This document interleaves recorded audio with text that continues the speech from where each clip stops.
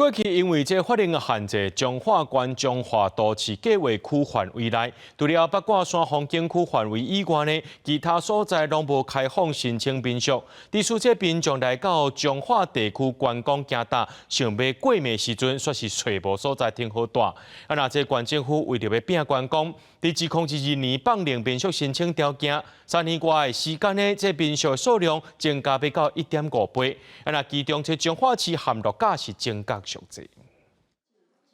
今礼拜这栋有100多年历史的旧厝，保留2进的经过，中央天井的设计，互登高型的建筑物光线好。这栋顶个月拄开幕的鹿港民宿，以体验旧厝做特色，希望民众来遮佚佗，加当感受当地的生活历史。透过大老厝去体验讲，过去这栋老厝对几百年前的人安怎生活，伊安尼过来，所以其实是一个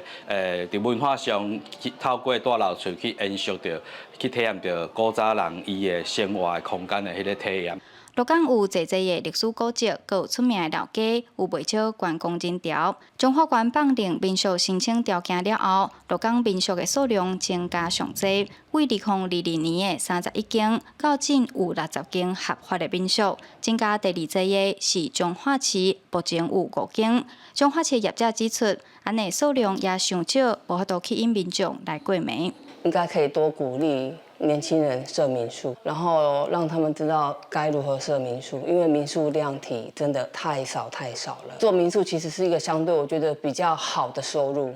然后也对彰化的观光真的会有帮助。县府要鼓励民众投入去民宿的经营，拢一直有咧辅导咱的民宿成立的说明会，嘛咧加强民宿业者品质的提升。民宿业者认为，除了提升民宿的数量，嘛当结合文化的行搭活动，规划旅游行程。说落来，今年10月，台湾设计展将要伫彰化举办，业者嘛期待透过设计展带来旅游人潮，打破进前网络票选出彰化是上无聊城市的讲法。记者杨淑晴彰化报道。